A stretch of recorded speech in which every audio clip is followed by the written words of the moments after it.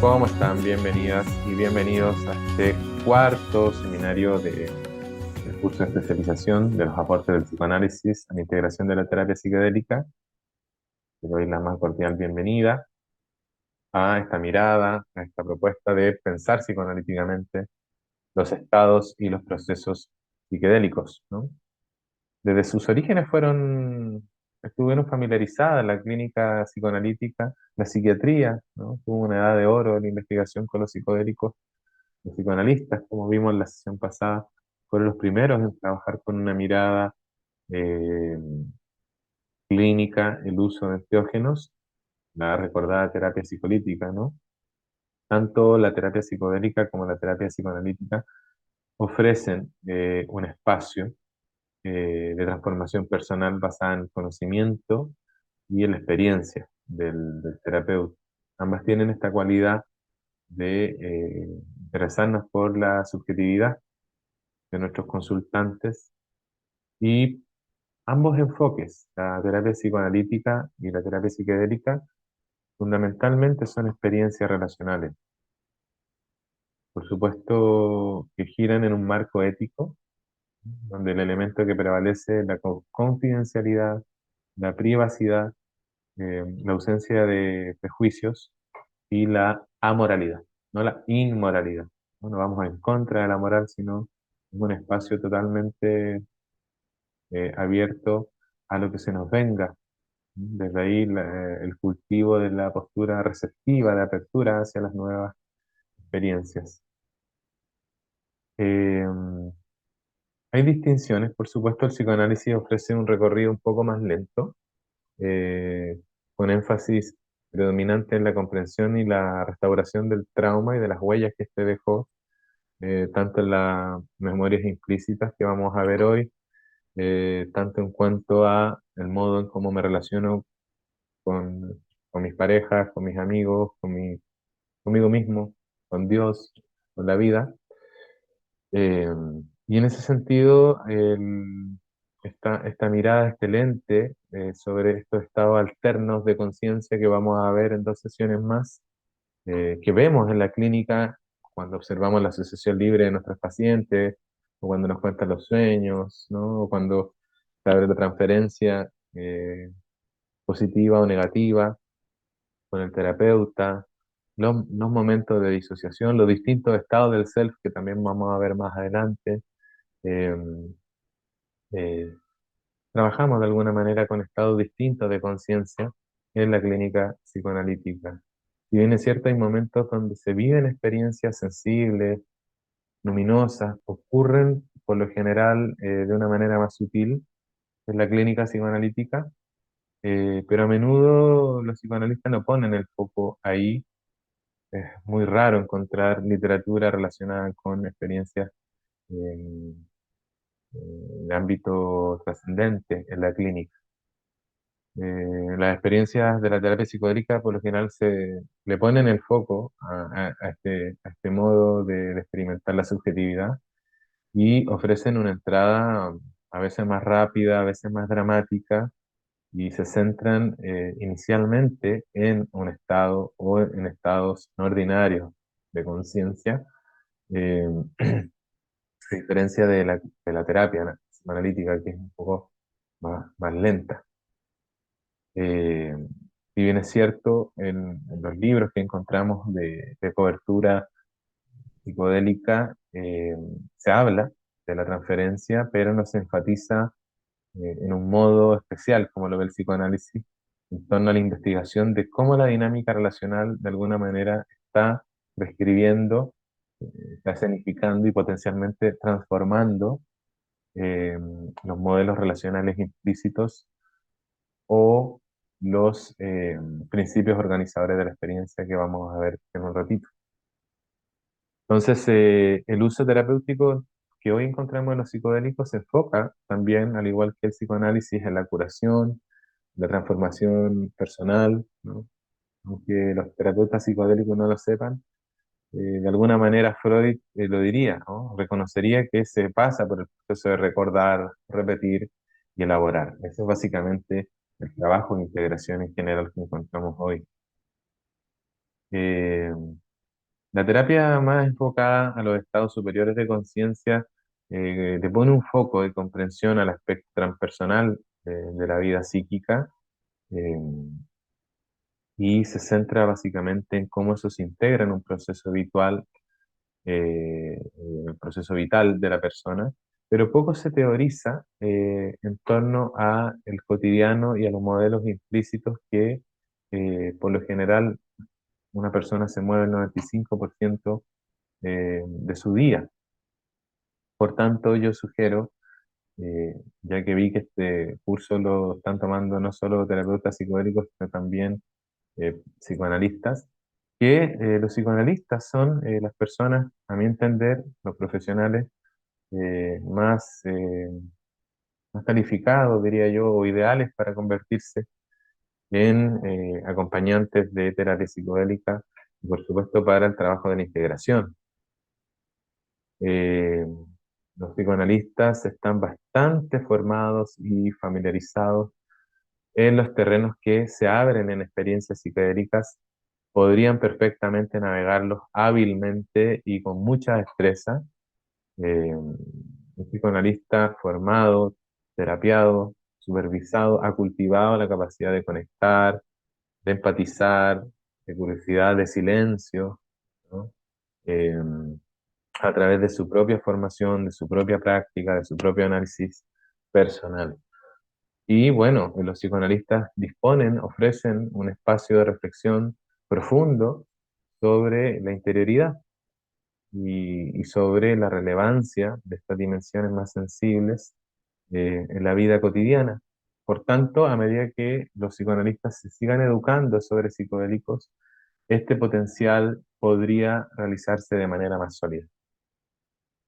Por tanto, me gusta esta idea que se estén formando psicoanalistas en un trabajo con psicodélicos y, y me refiero también a que también puedan vivir las experiencias desde adentro, no solo con cursos, con lecturas, sino que también puedan beneficiarse de esta capacitación para comprender, ¿no? Y saber navegar, ¿no? En el territorio las experiencias transpersonales y a medida que se vayan haciendo legales, como en muchos otros lugares del mundo, el uso médico, terapeuta, para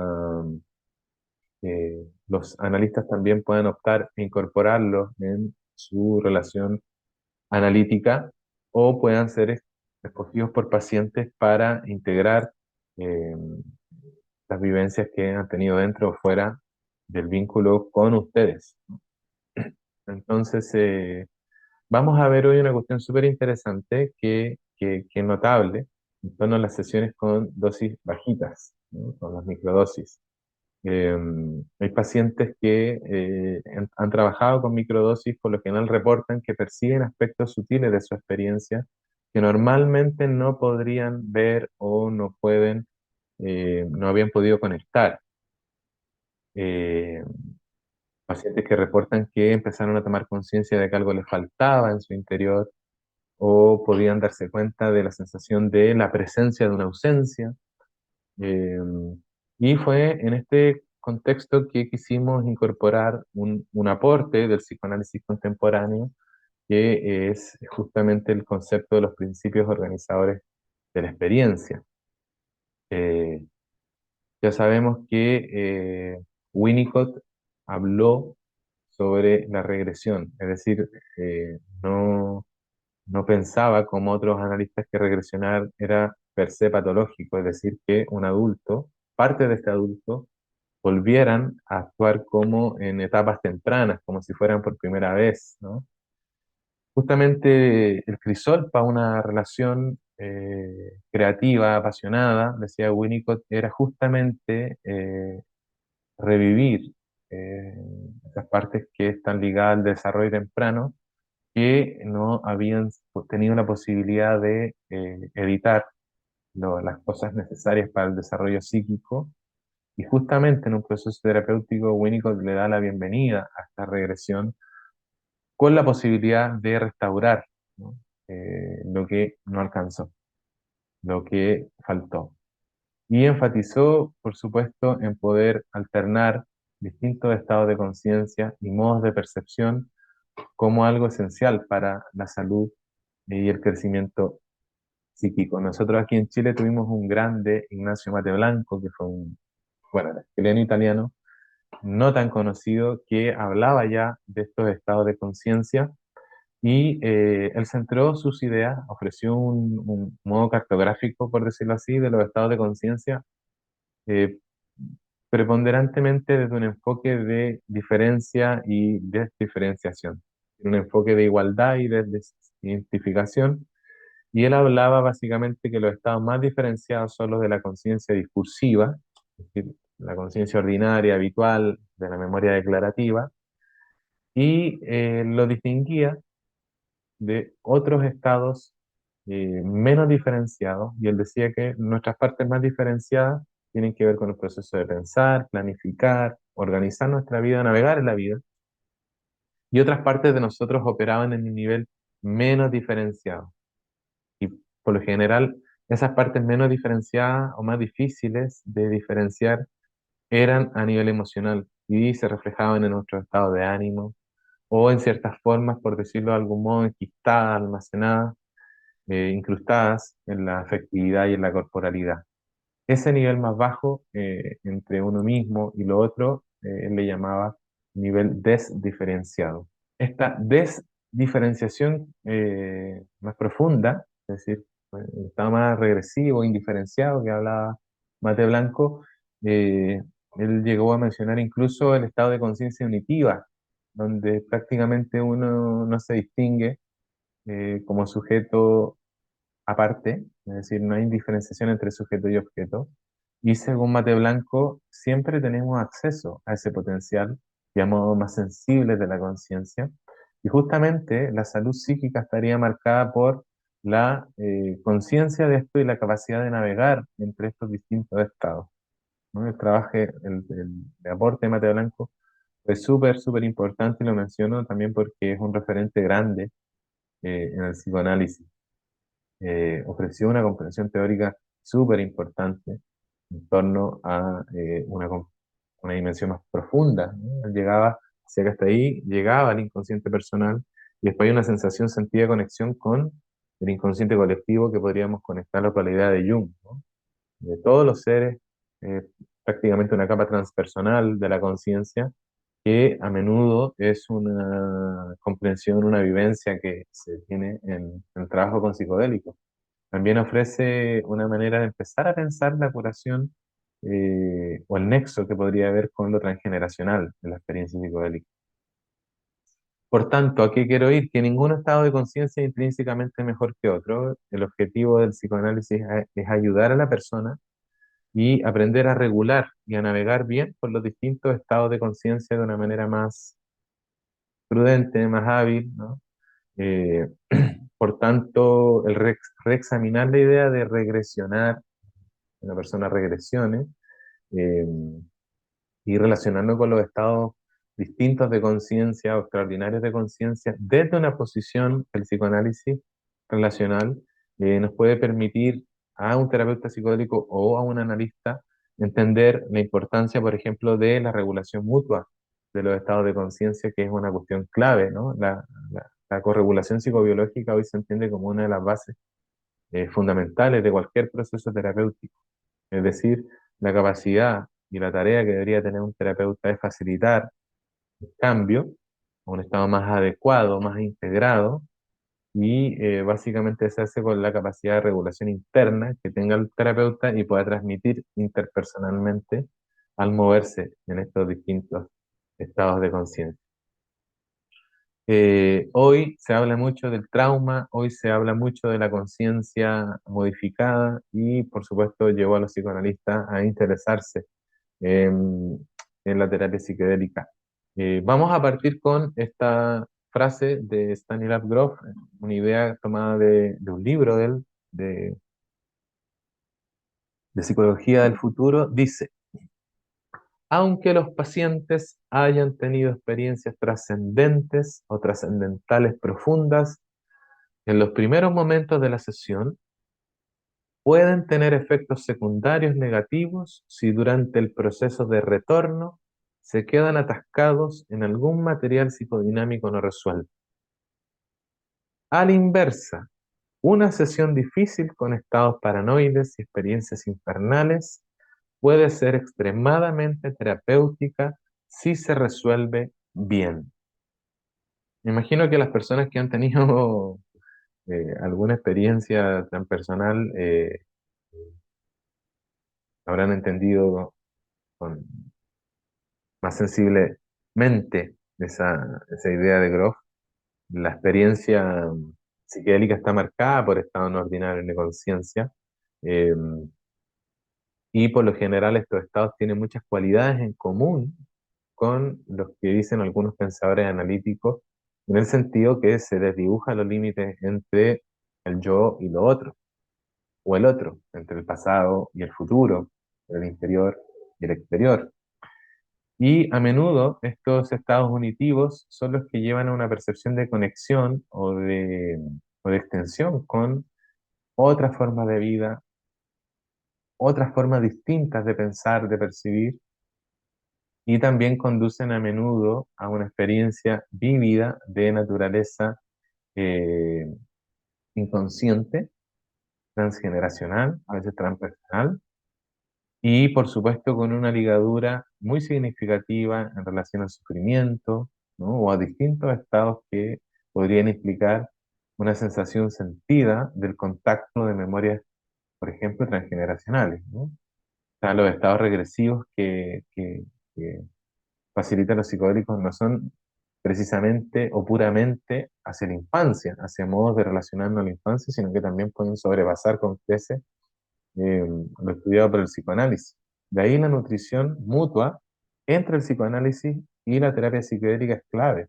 No solo los terapeutas psicodélicos van a aprender del psicoanálisis, sino que los psicoanalistas aprenderían bastante del trabajo con psicodélicos.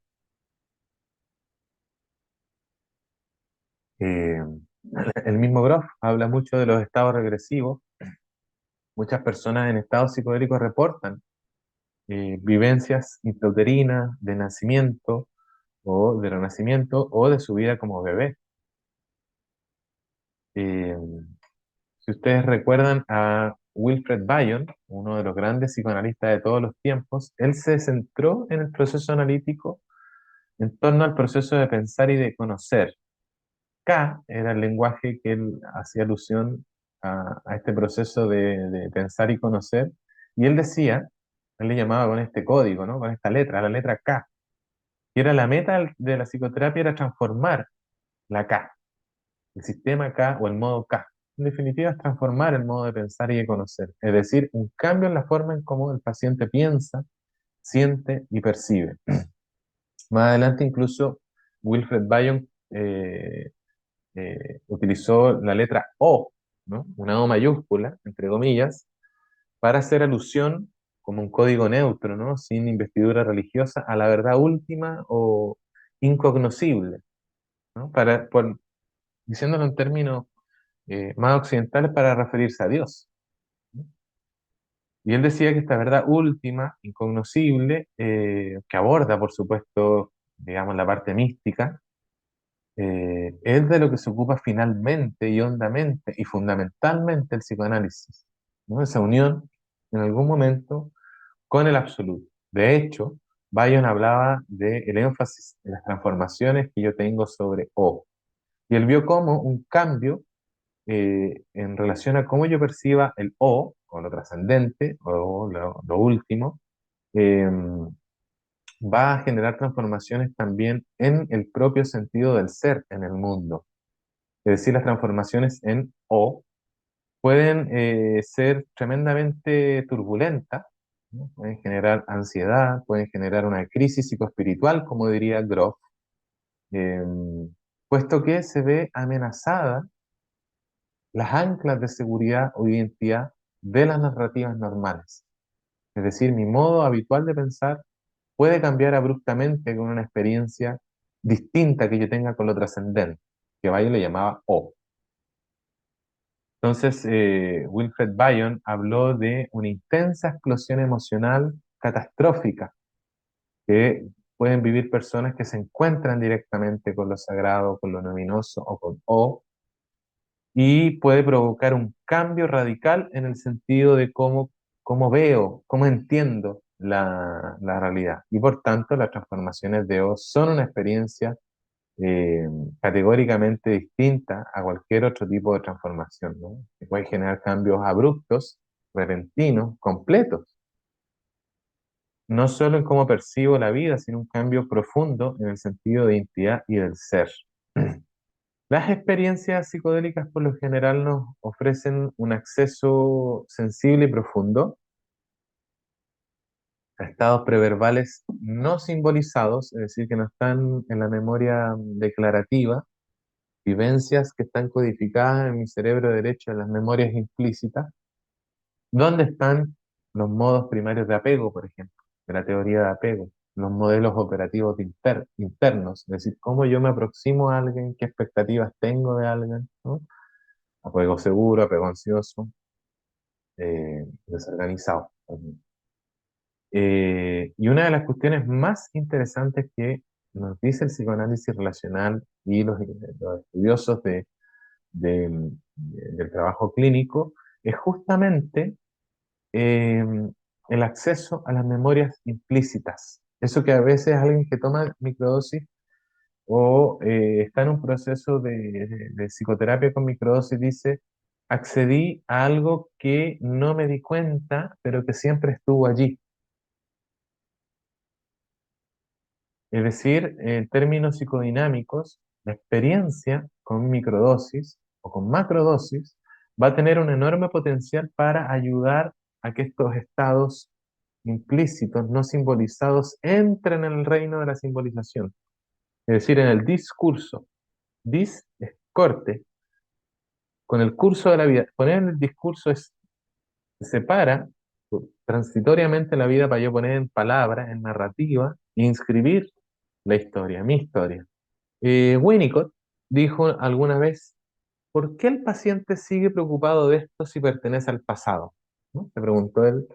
Y la respuesta debe ser que la experiencia original, primitiva, de dificultad o traumática o agónica, no pudo ser simbolizada y no va a poder ser digerida a menos que el yo pueda reunir esos elementos, tomarlos, apropiarse de ellos y ponerle un discurso, una narrativa, inscribirlos en el tiempo presente y de alguna manera poder ejercer un control, ¿no? Sobre esa información que va a aparecer como actos, como habíamos la sesión pasada, ¿no? Entonces, si no se pudo en momentos primarios por la asistencia de la madre, la función Ribery, ¿no? La función Ribery, dice Bayon que es cuando el niño tiene algunas inquietudes emocionales, algunas inquietudes eh, de índole físico, ¿no? Cuando un niño está ahí quejándose, un bebé de 1 año, 2 años, y la mamá al capta, lee, entiende lo que le está ocurriendo y le ayuda, ¿no? Y presta su mente, presta su cuerpo como un auxiliar que le ayuda a digerir esas experiencias beta que no están codificadas, no están elaboradas, y a través de la función alfa ella devuelve, ¿no? Espejea, refleja, para que el niño pueda digerir esa experiencia. Yo ocupaba una foto de un pájaro grande, ¿no? Cuando picotea un gusano grande y lo descuartiza para introducirlo en el pico del pollito pequeñito. Eso lo quería la madre, ¿no? Para ayudar a elaborar. Si un niño está de costadito y se está prestando una costilla con un juguete, eh, la madre viene, lee y no le da la mamadera, ¿no? Porque observa bien lo que le está ocurriendo y le ayuda a lo que necesita en ese momento el niño. Cuando eso no ocurrió, bueno, va a tener que ser en una segunda oportunidad el terapeuta quien ayude a metabolizar, a hacer la función Ribery o esta función auxiliar de soporte, que en otras palabras, el paciente si no lo tuvo en la infancia va a seguir buscándolo hasta que en algún momento lo experimente, ¿no? Esta búsqueda eh, va a estar ahí, a la espera.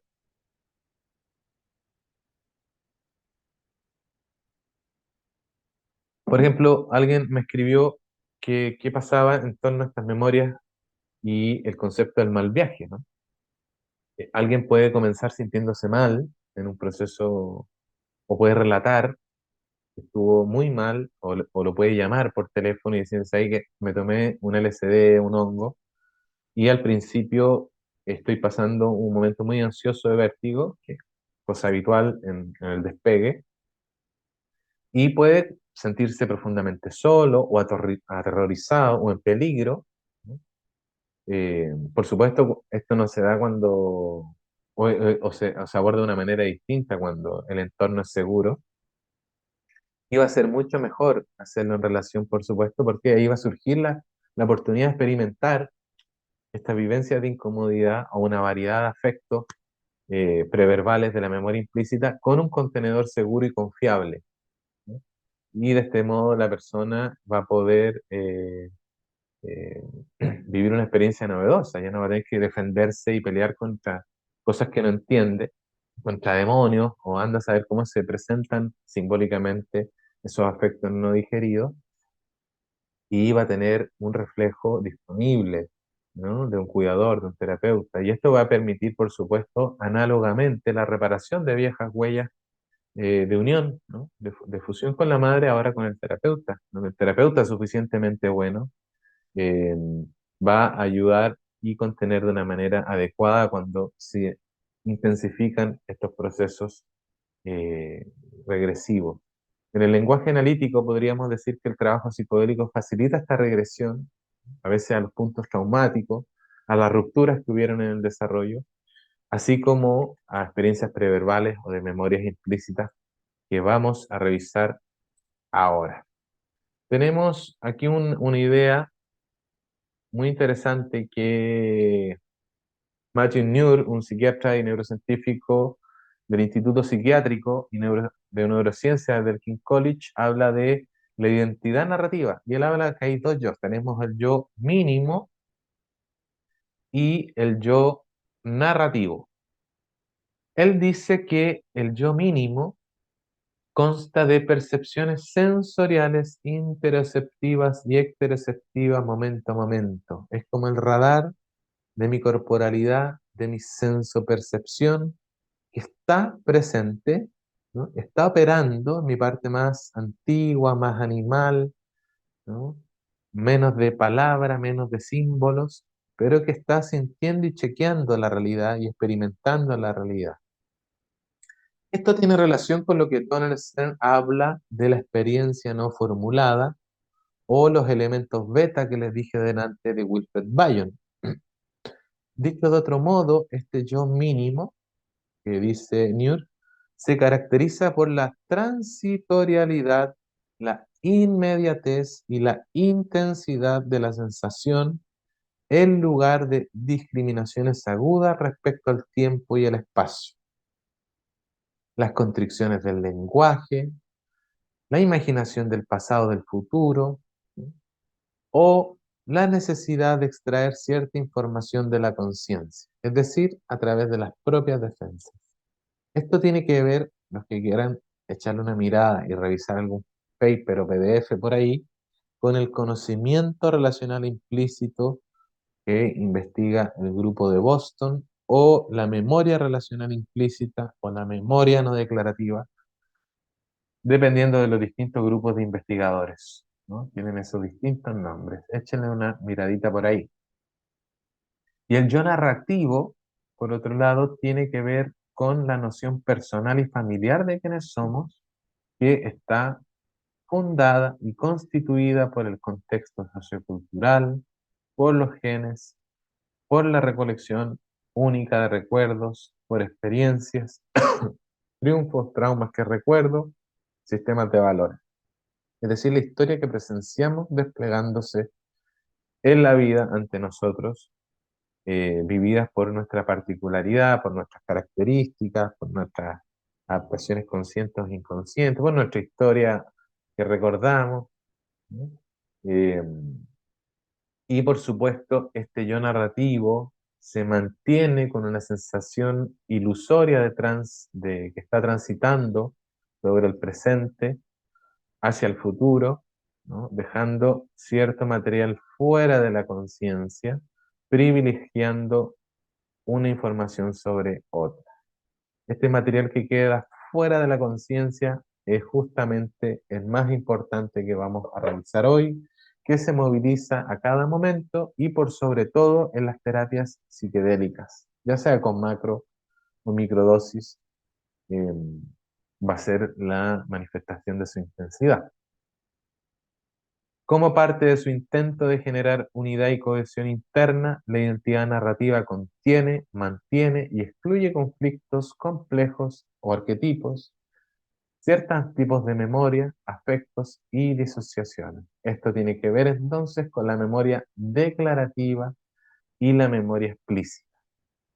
Esta empieza a grabar de los 4 en adelante, de los 5 años en adelante.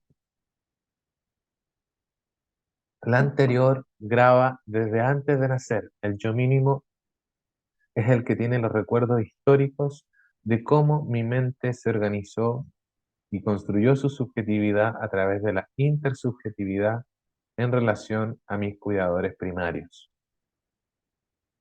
Esto es lo que las corrientes contemporáneas le llaman el self implícito, la dimensión no verbal de la corporalidad, o los conocimientos. Aquí también encontramos los conocimientos prereflexivos, lo que está experimentado, mas no simbolizado. Algún grupo de analistas le llama a esta parte el self implícito, puesto que no es consciente, no es verbal, pero determina el contacto afectivo con los demás y, por supuesto, con nosotros mismos. Este self implícito no tiene relación directa con el inconsciente dinámico del psicoanálisis clásico. Más bien tiene que ver con un sistema de almacenamiento y procesamiento de experiencias relacionales precognitivas, el modo de estar con otros, el modo de acercarme a otros, el modo de tener expectativas con otros. El yo implícito entonces tiene relación con lo no formulado. Dice Donald Stern, el infante está con un otro que regula la experiencia del sí mismo del bebé. En este sentido, el otro es para el infante un otro regulador del sí mismo. Ese modo de estar con el otro que aprendí con mis figuras de apego va a ser el antepasado de mi conocimiento relacional implícito. Esta identidad narrativa que Matthew Newell, este psiquiatra, distinguió entre el yo mínimo y el yo narrativo, eh, son interesantes. ¿Por qué? Porque hay una habilidad en la psique para organizar y definir y separar lo conocido de lo desconocido, lo que es esencial y lo que no. Lo que necesito para crear un sentido funcional y cohesivo del yo y que está al servicio, básicamente, o una necesidad intrínseca para poder predecir, ¿no? La vida, para poder moverme con información conforme a las necesidades y, por supuesto, para eso necesito rechazar otra información. O sea, yo para estar aquí necesito tener una disociación funcional de olvidarme de otras cosas o dejarlas al margen. Eh, Cuando este modo de dar sentido se vuelve particularmente inflexible o rígido, y su filtro y su destilación en el mundo eh, cristaliza un poco nuestra identidad narrativa, es decir, se vuelve extremadamente rígida, eh, y van a predominar sentimientos de estar, por lo general, atascados en la propia historia, lo que pasa en la depresión, ¿no? Y nos va a impedir experimentar o entender o vivenciar o empatizar otras formas de experimentar el mundo. Este yo narrativo se refuerza ante las constantes relaciones con el mundo y va diciendo la base de la autoestima. Entonces puede estar bien integrado mi yo narrativo, puede adaptarse, puede ser coherente o puede estar disperso, mal integrado, pero En el fondo, lo que subyace a nuestro yo narrativo es que tiene una calidad duradera y se experimenta como algo que realmente existe y que persiste en el tiempo, se siente como sólido. Entonces podríamos decir que el yo narrativo es el objeto que creamos para pensar que nosotros mismos somos así, y a través de ese lente vamos a ver el mundo, ¿no? Y nuestras relaciones afectivas. Entonces, cuando uno experimenta con medicina psicodélica, este yo narrativo o esta memoria declarativa, ¿no?, que yo tengo en el discurso, narrativa yoica, puede verse perturbado y puede de repente fragilizarse, ¿no?, y sentirse investido o constelado o, en el mejor de los casos, sintonizado con percepciones corporales, emocionales, internas o externas, en el momento presente, cuando estoy bajo el efecto de un psicodélico. Y estos datos que previamente eran imperceptibles, ¿no?, estas señales interoceptivas, estos estados corporales, ¿no?, esto que me late en la rodilla, ¿no?, o esta sensación de mis hombros que me hablan de cierta memoria, ¿no?, rastros de memoria o información sensorial súper sutil de mi cuerpo o de mi entorno, ingresan a la conciencia de mi yo narrativo, eh, a veces abruptamente, ¿no? Y esto se hace sin mediación, ¿no?, sin tanto filtro defensivo, como que suaviza las defensas, ¿no?, el trabajo psicodélico. A mayor grado, a mayor dosificación, ¿no?, mayor nivel. Por eso yo siempre sugiero partir con poco. Entonces, esto es re interesante porque el mecanismo de codificación predictiva que tiene el yo narrativo, es decir, el que dice, pucha, yo esperaba que pasara esto, ¿no? Esto que le es familiar, eso que le es muy familiar al yo narrativo se va atenuando y estas cosas empiezan a aparecer de mi self implícito, de mis memorias, ¿no? Y no solo traumas, no solo situaciones inquietas, sino también recursos empiezan a aparecer y empiezan a aparecer de modo fresco, ¿no? Y vistas como si fuera por primera vez, pero que ya las conocíamos porque estaban ahí. Entonces hay una sensación paradojal eh, junto con esa extrañeza, ¿no? Esa vivencia novedosa de que se vio algo inmediato y sin filtro, y conscientemente, y esa preocupación por la narrativa, por ejemplo, de la identidad narrativa, del yo narrativo, esa preocupación que tiene por el futuro, por el pasado, por articular un yo delineado, disminuye. No sé si ustedes han visto a las personas que reportan el trabajo con psicodélicos, con MDMA o con hongos o con microdosis, que las personas reportan que todo se siente menos importante, como que las demandas de la lógica, en el mejor de los casos, si es bien llevado en un buen contexto, se suavizan y los límites entre lo mío y lo otro, entre yo y el mundo, se desvanece, ¿no? Y lo que algunas personas reportan la disolución del ego. Si el yo autobiográfico es un objeto de la experiencia narrativa, el yo mínimo es prereflexivo, es el resultado de todas las interacciones tempranas de la experiencia con mis cuidadores. Y ese yo está libre, tiene las memorias del niño, está libre de contextos adaptativos. Por eso en ese sentido es como amoral. Y por tanto cuando se despliega, se despierta, ¿no?, y pasa al momento presente,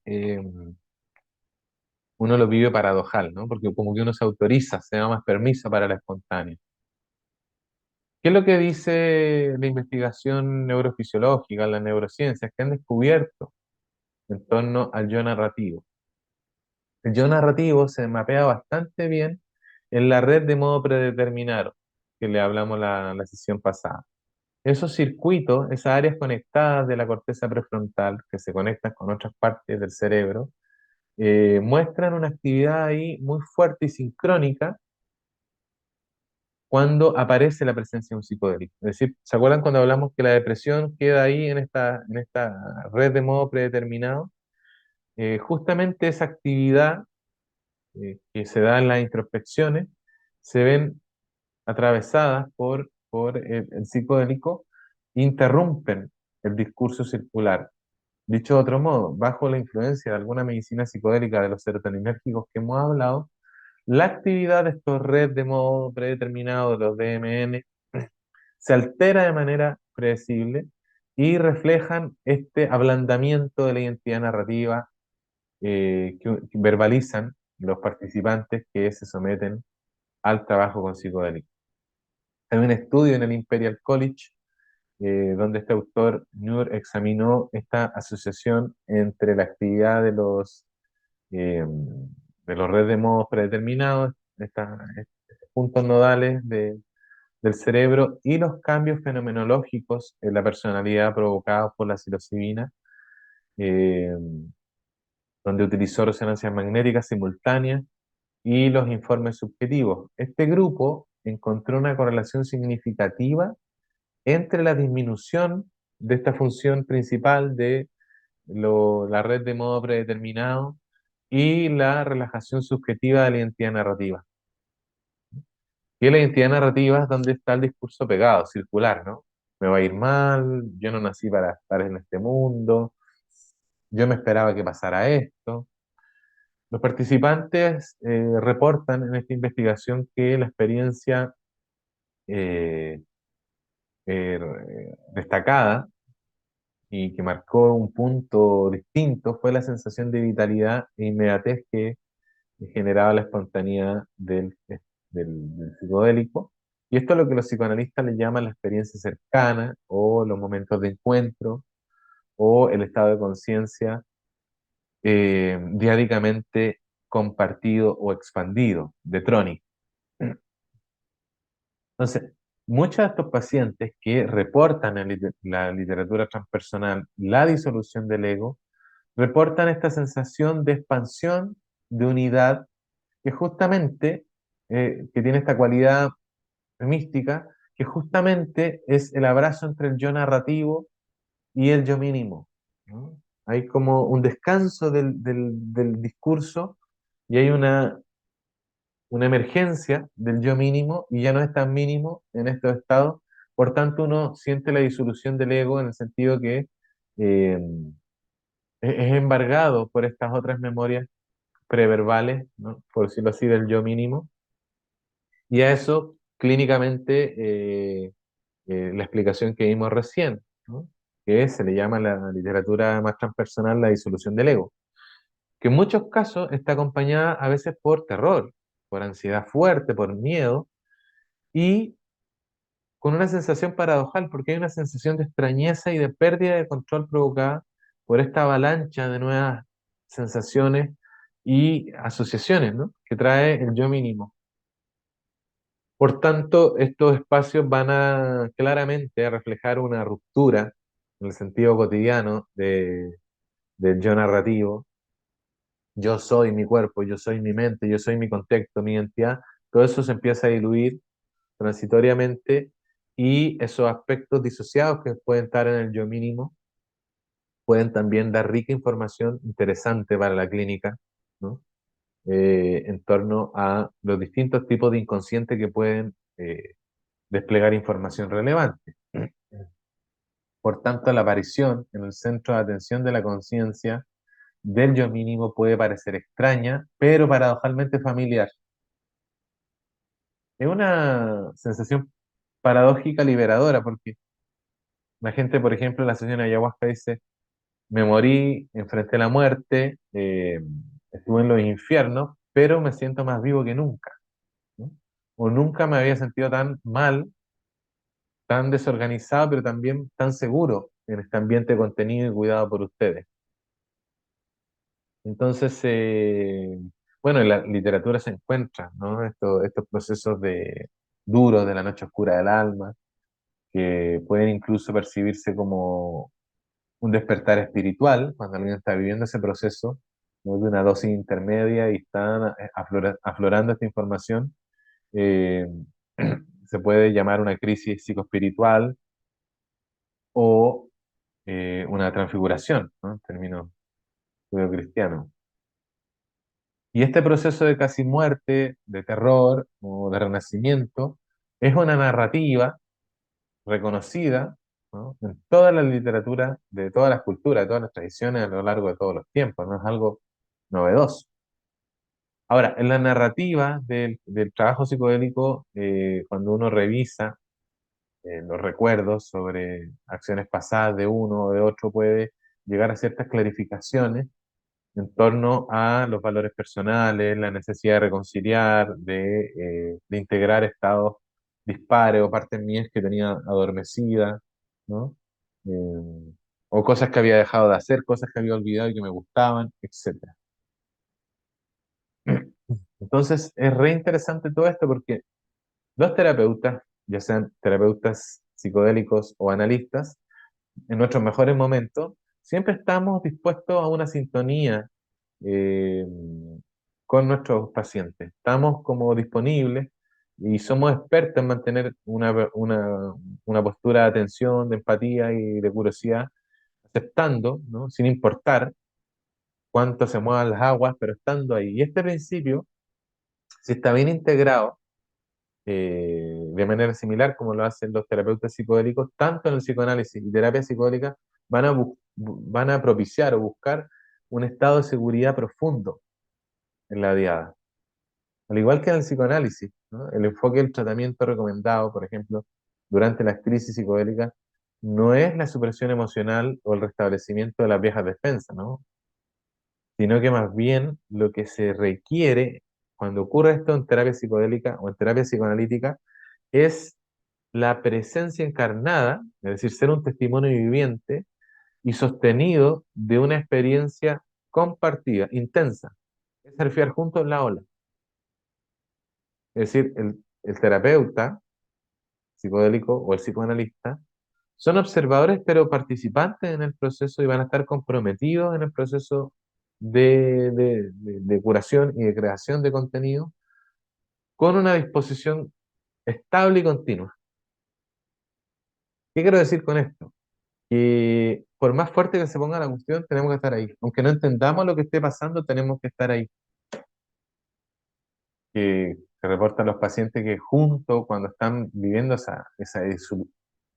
eh, disminución, cuando están viviendo la disminución de la sensación del yo narrativo, tienen una sensación de apropiarse del sí mismo igual. Es interesante porque esta cuestión tiene que ver con este declive gradual, ¿no? Y la disolución del yo narrativo que va a conducir justamente a una reducción de la creencia que yo soy así y que yo soy el que decido, que yo soy el que hago o que yo soy el que mando, ¿no? O yo soy el que piensa así. En otras palabras, las personas más rígidas de pensamiento, subjetividad, van a quedar más sensibles o receptivos a la noción de que la experiencia que están viviendo en realidad tiene una fuente que es más profunda que la voluntad del yo. Es decir, esta fuente proviene desde algo que no soy yo. De ahí las hermenéuticas pueden surgir transpersonales, espirituales, religiosas, pero de algún lugar de la mente o para la mente le es familiar. Como decía Claudio Naranjo, esa sensación de sentirme llevado. Es decir, somos más receptivos en una experiencia así bien llevada. Estoy siempre partiendo de la base que todo esto está dentro de un marco, lo que hablamos, el set setting, de que estamos siendo llevados por una fuente que está fuera del yo. Y esa ubicación no yo, no nos vamos a meter hoy si proviene de arriba, de abajo, de Dios, de la planta, no sé. Es una variante muy importante. ¿Por qué? Porque esto puede conducir a la sensación de que la experiencia interna de lo que uno está viviendo se está dando, ¿no? O se me está mostrando a mí mismo. Los psiconautas le llaman el sanador interno para describir a ese otro, ¿no? A eso otro. Otro le llamarán la sabiduría de la planta, ¿no? La voz de la ayahuasca, por ejemplo. Que justamente el psicodélico nos permite bajar el yo narrativo y nos permite percibir la sabiduría de la planta. Otros van a describir, por supuesto, la sabiduría de los ancestros, ¿no? La sabiduría espiritual, un antepasado que me dijo algo. Y todo eso estamos dispuestos a recibirlo y acogerlo, eh, sin sobredimensionarlo ni subestimarlo. Por supuesto, vamos a recogerlo. Entonces, todos estos recursos van a ser y van a ir preparando un camino de integración y experiencia transformadora muy potente, muy potente.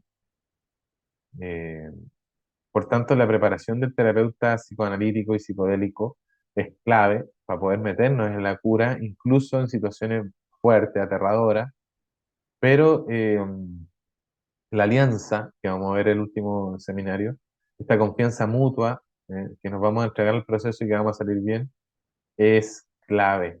Ok, vamos en calidad del tiempo a seguir avanzando con la presentación. También, aparte de ver lo implícito, ahí ya hablé de la identidad narrativa, vamos a hablar de algunas categorías del inconsciente que hablan los autores George Atwood y Robert Stolorow. Ellos distinguen tres tipos de inconscientes distintos a los de Freud. Encontramos en su libro Los contextos del ser estos tres inconscientes distintos: el inconsciente prereflexivo, que sería la estructura básica del mundo de la experiencia y opera como una conformación de experiencias que actúan como principios organizadores de la conciencia. No son mecanismos de defensa propiamente tal y requieren de un esfuerzo en psicoterapia para concientizarlo. Este inconsciente prereflexivo se va a desplegar y tiene que ver con las memorias implícitas y con el yo mínimo que vimos recién. Estamos haciendo puente, ¿no? Con el psiquiatra que vimos atrás del Imperial College, con los psicoanalistas relacionales. Está el inconsciente dinámico, que tiene que ver con la consecutiva interafectividad con los cuidadores, y aquí operan los mecanismos de defensa que se remontan a los fracasos tempranos de integración de fallas en la función self-objeto. La fuente de conflictos son estados afectivos, son experimentados como amenazas a la organización preestablecida en lo personal y el mantenimiento de los vínculos imprescindibles para la supervivencia. También vamos a alcanzar a revisar estas memorias en el trabajo con psicodélicos. Y aquí también vamos a alcanzar, dependiendo el ojo, el mapa de ruta que tenga el terapeuta, a reconocer aspectos del inconsciente no validados, que son vivencias que no pudieron ser articuladas, elaboradas o simbolizadas porque no tuvieron respuesta por parte del entorno. Ausencia de responsividad empática por parte de los cuidadores. Stoller y Atwood daban el ejemplo de que el inconsciente no validado es como cuando construyen un edificio, lo dejan todo listo, pero un costado queda como un peladero y ahí están un par de sacos de cemento, una cerámica, un poco de material que no se ocupó, pero nadie se lo llevó, ni los maestros, ni los pasos, ahí quedó. No se utilizó, no tuvo uso ni respuesta ni nada.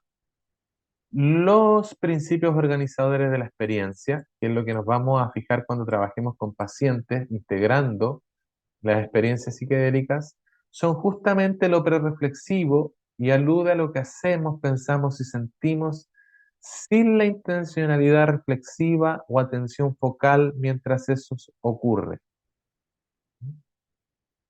Léase por ahí el artículo del momento presente de Donald Stern, ¿no? La entrevista del desayuno, que él le preguntaba a sus pacientes: ¿qué es lo que hiciste hoy en la mañana?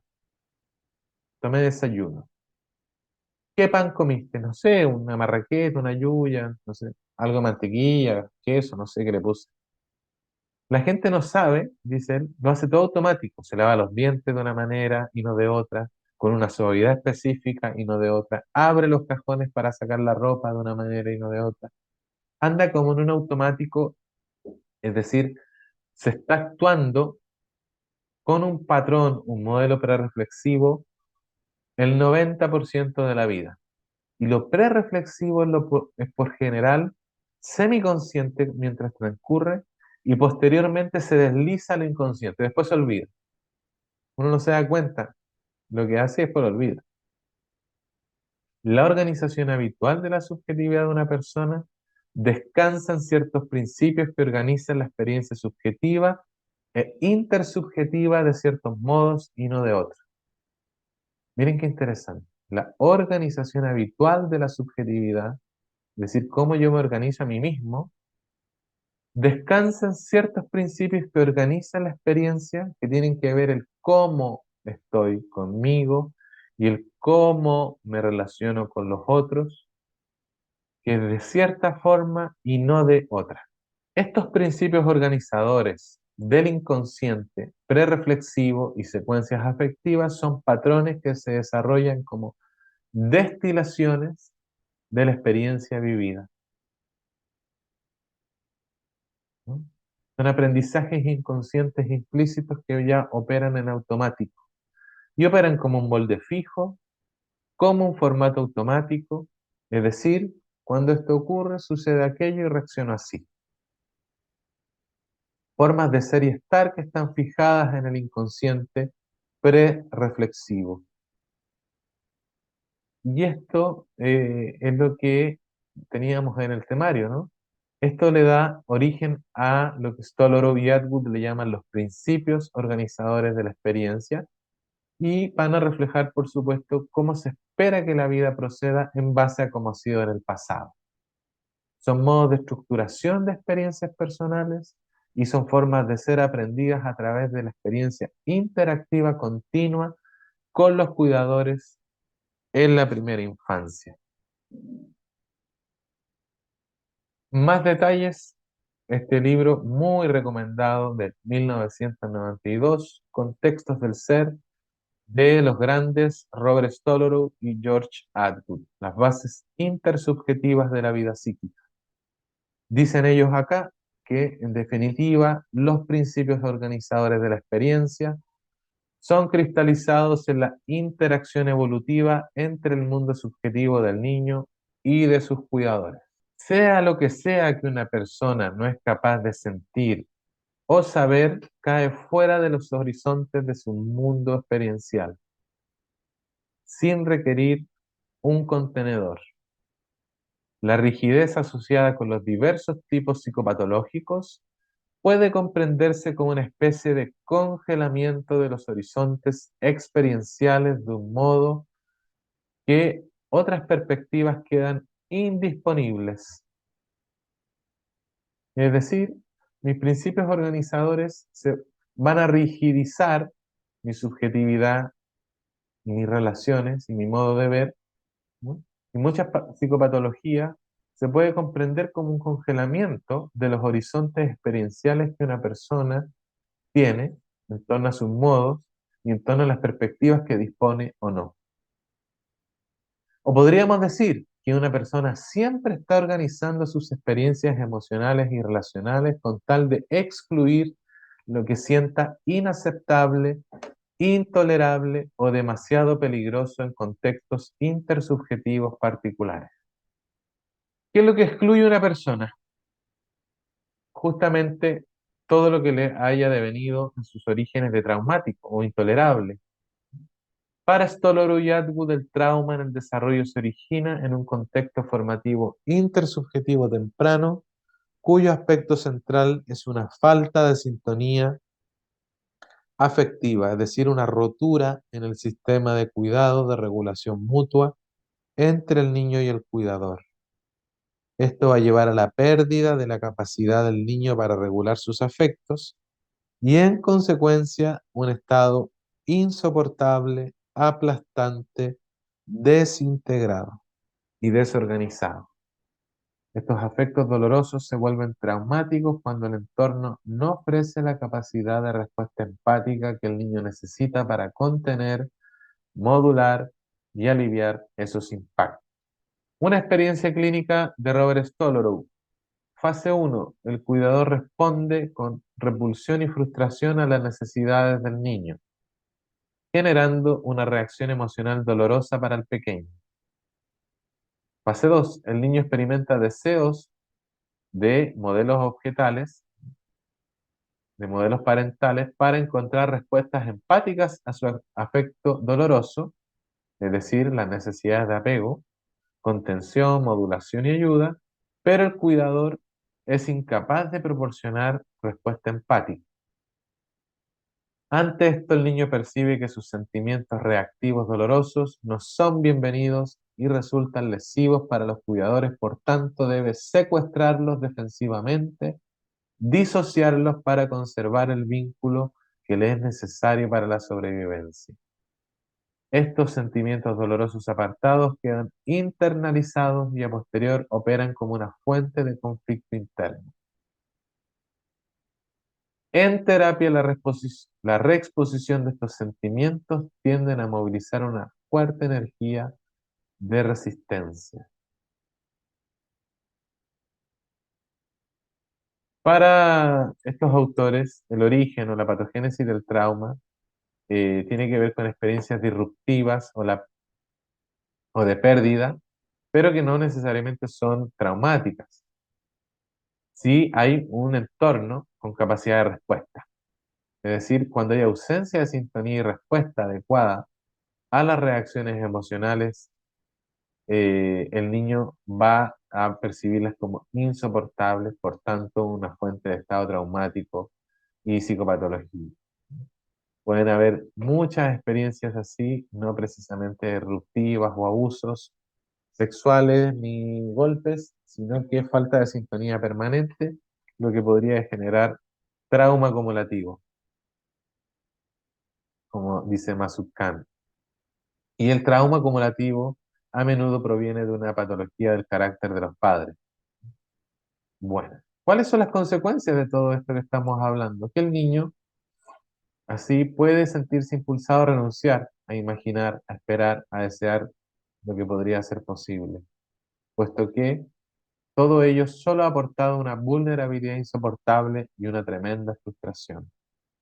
Puede desarrollar una sensación de fin de mundo, ¿no? Ahí está como el gran arquetipo de la depresión, es decir, un profundo pesimismo, frecuentemente acompañado de temores crónicos y un estilo de vida depresivo. El efecto duradero de los traumas sobre el desarrollo se deriva en el establecimiento permanente de principios invariantes e inexorables que permanecen fuera de la influencia de la autoconciencia reflexiva y las experiencias posteriores. Aquí está el trabajo que explicamos al principio. Aquí se interviene justamente en los efectos duraderos de los estados depresivos a causa de trauma, ¿no? Y aquí es donde se van a intervenir estos principios organizadores que hasta el momento eran invariantes e inexorables y que estaban fuera de la conciencia reflexiva del yo narrativo del paciente. Otra de las consecuencias es que el niño paciente traumatizado puede concluir que sus propias necesidades insatisfechas y de dolor emocionales son expresiones de defectos repugnantes y vergonzosos que deben ser desterrados de su experiencia consciente.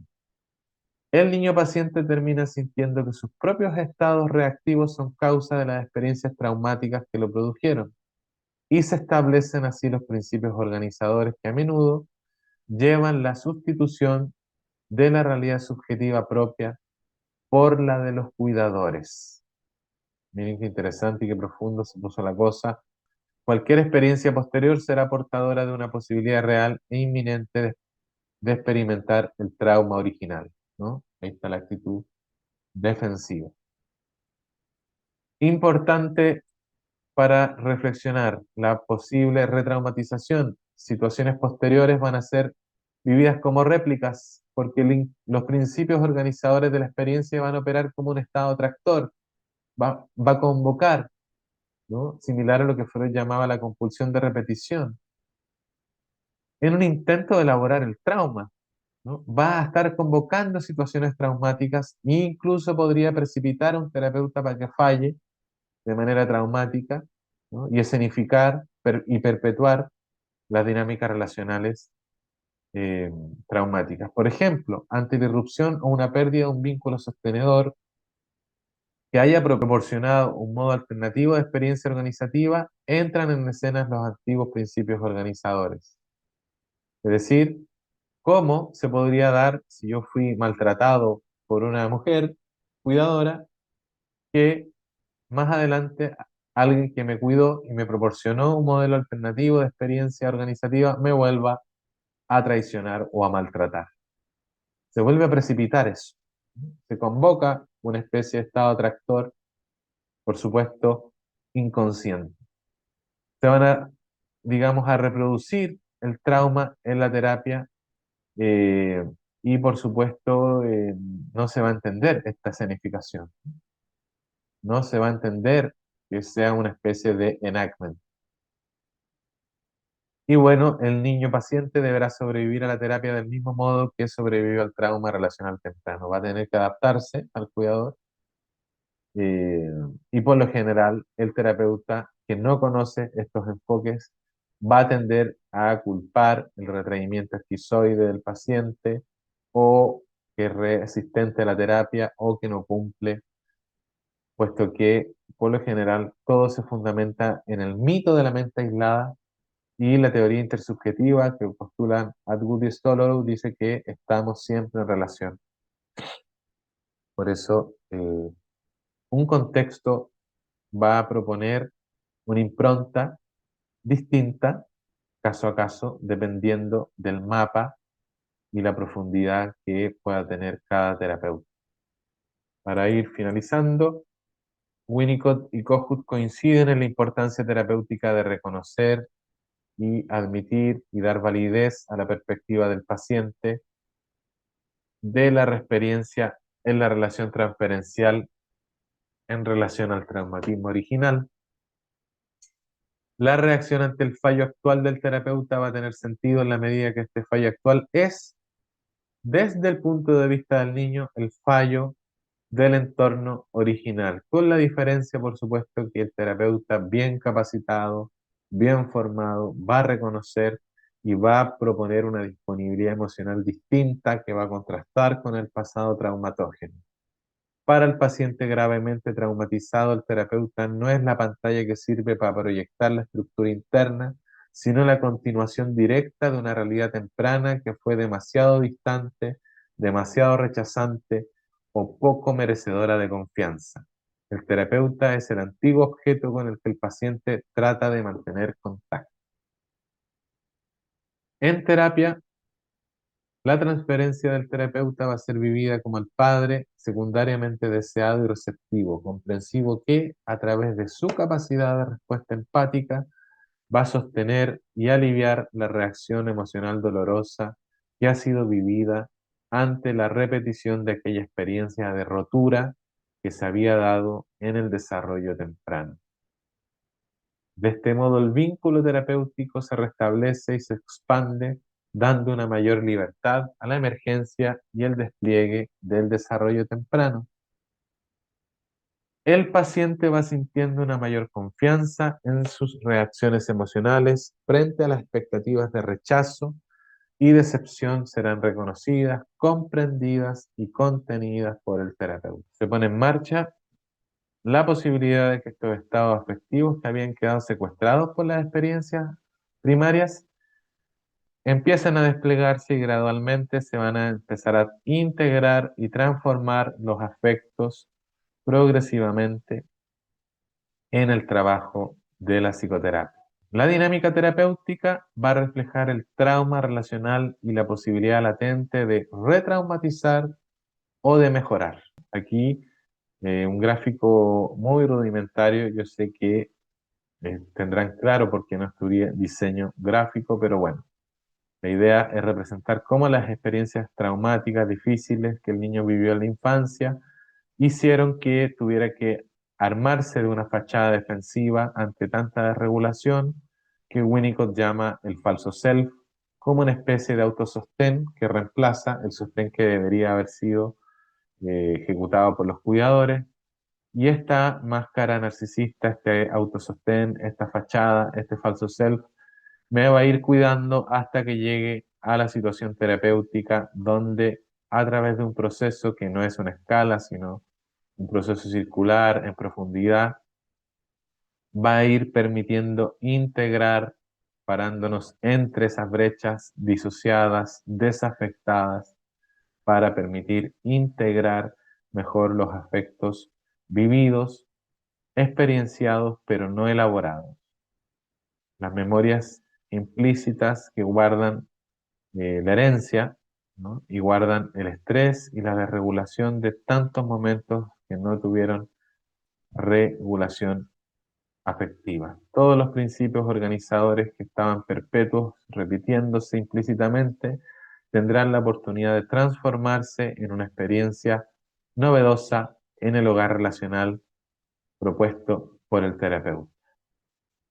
Última frase para cerrar. Si el terapeuta puede mantenerse conectado con la desestabilización propia de un paciente en una experiencia intensa, ambos podrán avanzar hacia la apertura y la autenticidad afectiva. En el cuerpo va a ser el lienzo donde se va a poder plasmar esta impronta. Estas memorias van a aparecer, se van a acomodar, se van a restaurar y a través de una buena experiencia psicodélica con una buena integración es en el cuerpo, en esta memoria que están en el cuerpo van a poder ser recuperadas y recordadas con posterioridad. Por supuesto pongo ahí la Guadalupe, ¿no? Que fue una experiencia científicamente imposible de explicar, una experiencia trascendente que queda fijada queda plasmada en una tela, ¿no? A través de una revelación y queda un dato concreto que dura hasta hoy, luego de 600 años de una experiencia trascendente fijada en la materia. Bueno, en síntesis vimos hoy los principios organizadores de la experiencia, las memorias implícitas que se movilizan en los procesos terapéuticos, el yo mínimo, el yo narrativo, las implicancias y la importancia de generar puentes entre el psicoanálisis y la terapia psicodélica y, por supuesto, la importancia del trabajo personal y la capacitación de los psicoanalistas y de los terapeutas psicodélicos. Nos pasamos un poquito, pero bueno, espero que sea de mucha utilidad. Nos vemos en la sesión 5. Dudas y consultas me escriben al correo. Cuídense mucho, un gusto, nos vemos próximamente. Chau, chau.